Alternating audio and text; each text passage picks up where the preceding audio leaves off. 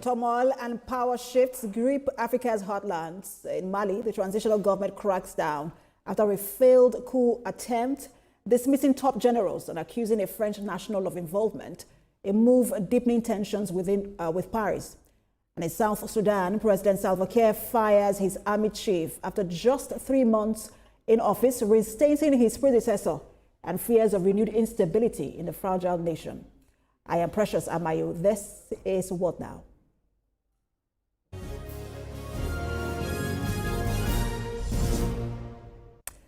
Mali's transitional leader, General Assimi Goïta, has dismissed a dozen high-ranking military officers following what authorities call a failed coup attempt in August. According to a presidential decree made public Wednesday, the officers, including Brigadier General Abbas Dembele and Nema Sagara, were removed from service for their alleged roles in what officials described as a subversive act on August 1st, 2025. The Security Minister, Major General Daoud Ali Mohammedin, said the plot was thwarted by specialized forces, with investigations now underway to uncover other collaborators. In a new twist, authorities also accused a French national, Yann Christian Bernard Vizilier, of actively participating in the failed coup, a claim likely to further strain relations between Mali and France.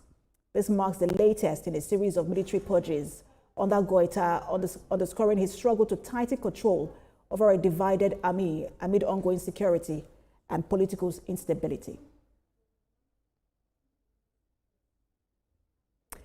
Now in South Sudan, President Salva Kiir has once again reshuffled the country's top military leadership, dismissing Army Chief Dao Atujong after just 3 months in office and reinstating his predecessor Paul Nang Majok. The move announced on state television without explanation as to a long list of abrupt changes in Kiir's administration. Atujong has now been reassigned as a technical advisor to the Defense Ministry. Analysts say the decision reflects Kiir's efforts to maintain control on rival factions within the military amid growing internal tensions and ongoing conflict. The shakeup comes as South Sudan's fragile transitional government faces renewed instability, with Vice President Riek Machar battling treason charges, raising fears of another round of civil unrest. Now, joining us to discuss this development and what they mean for stability across African governments, two seasoned African affairs analyst, Paul Ejime. He's a former international journalist and communications consultant, and Dr. David Matsanga, the political commentator and Pan-African strategist. They'll be sharing insights on the unfolding situation in Mali and South Sudan and the broader question: why do leadership transitions in parts of Africa so often trigger instability? Good to have you both join us. Thank you very much.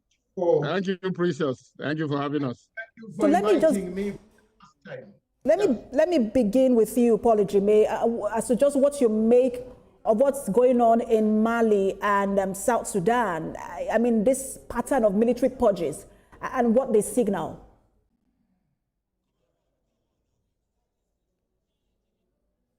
There's nothing surprising. I think the French will say that, you know, what do they call it? It's the more things change, the more they remain the same. You know, that is what is happening for Guinea.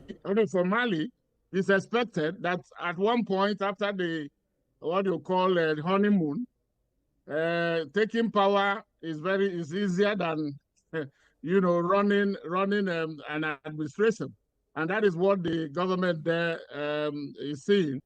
Deja vu, that's the word I was looking for. So now they have, you can see there are cracks now in the administration. That's why you are having these coups. There will be more coups and counter coups, and because people will disagree. Remember, in some places, for instance, in the so-called AES Alliance for Sahel States, there was one in Burkina Faso where you now have Traore. He removed a lieutenant and then took over. He removed a colonel and took over as whatever it is that he is. So that is the same thing happening in. It's not the first time that Assimi Goïta in Mali will be going through what is passing through. There will be many attempts on his life, and if he's lucky, he can survive many, but who knows when his time will be up. The same thing for where Sudan, or even where all the places. When South Sudan came, there was jubilation as the newest state in Africa. But while they're moving out, self-determination, leaving the bigger or mother Sudan to become a smaller one. But they have also found that governance is not the same thing as taking power. So they cannot sustain it, and that is why we're having all these problems. And that is the problem, the lack of good governance, and then bad leadership that is manifesting across many African states. And that is what is happening. So some say there is problem with democracy in where you have civilian administration, but military administration is not the answer. So let me bring in Dr. Matsanga. I want, because you said a lot of things, Pauline, to me that we will unpack, especially because now one is a democracy, the other is a military rule, and yet both have problems. I will look at that more broadly. But Dr. Matsanga, I see you smiling there, both democracy and military having issues within Africa. I mean, I just want to get your thought on that in terms of what it means for how we govern, and then what this also signals for South Sudan. First of all, let me touch my great country, Mali. I am one of the few people who is impressed by the record of the way Mali has been fighting insurgents sponsored by the French. I speak my mind. Brother, don't worry. I speak my mind in Africa. When you take a coup in a French country, expect a counter coup. History has it. History has it. Nguema came in Equatorial Guinea, you saw. Congo Brazzaville, you saw. Togo, you saw. You see, the French have a policy. They never left us. 400 years over, they have never left us. They want us done. You see what I have told these younger generals around the Sahel region. I've visited Mali, Burkina Faso, Niger. I'm always there. I told them, be careful about the French. You have decided to terminate their livelihood. France is nothing without Mali, Sahel region. France is zero. In fact, it's one of the poorest countries in Europe if it did not have these colonies. Leave alone Britain, that is well established in terms of international links. France is nothing. So you expect a counter coup. I agree with my brother here. You must expect that they will get someone, another general, or another captain, or another lieutenant to take you down. Now it also proves what Dr. Matsanga has been saying all along, that the French sponsor terrorism also, because they don't want that terrorism to go away. You see what has been keeping Dr. Matsanga, that's a very strong allegation to make, but there is evidence now. Well, I'm staying with you just a minute, Dr. Matsanga, because when we make this kind of allegations, we need to have we need to have just a minute. We need to have proof to it. But I wanted to ask you, just a minute, Dr. Matsanga, please, just a minute, because you're talking about Mali, right? There is also South Sudan, and that's not a coup. That's not a French, colony. And so I'm wondering, in terms of South Sudan, doesn't that also indicate generally for Africa that government is transitional, and when you overstay your welcome, and there is bound to be moves, in terms of dissent to get you out?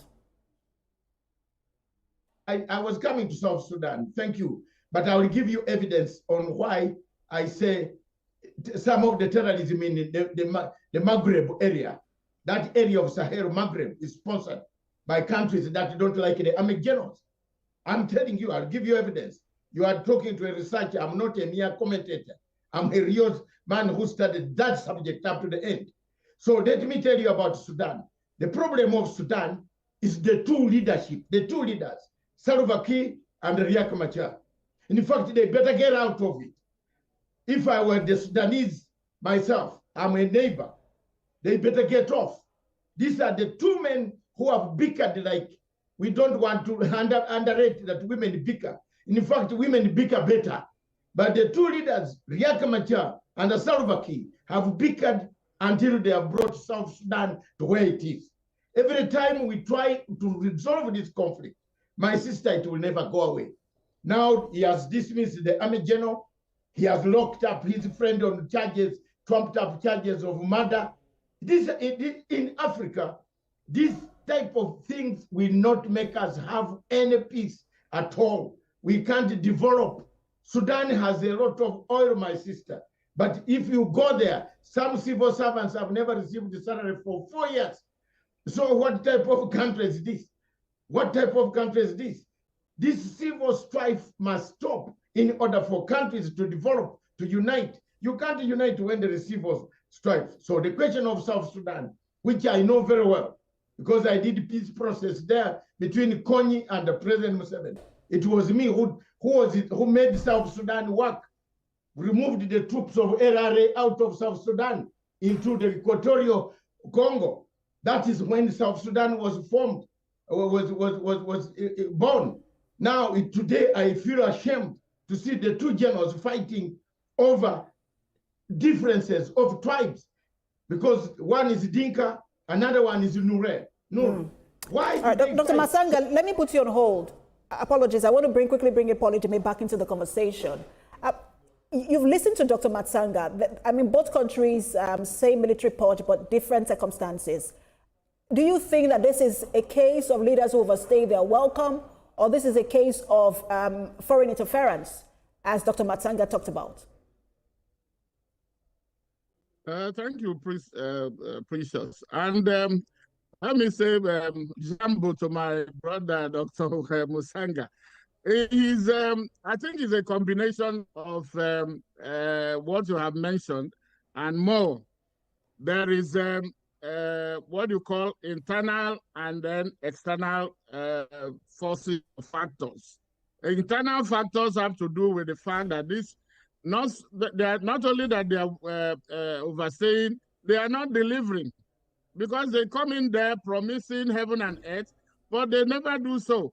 You know, when it wasn't Silva Key Silva Key was always fighting the man who fought for South Sudan before he died in a helicopter, and then the rulership fell on him. Since then, now he doesn't know how to deal with opposition.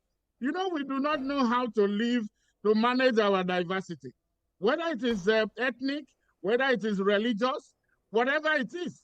That is our problem, inability or failure to manage or harness our diversity. Diversity should not be a source of problem. That I come from this ethnic group or this religious group or whatever shouldn't be a problem. In fact, it gives you, like Nigeria, it gives you, you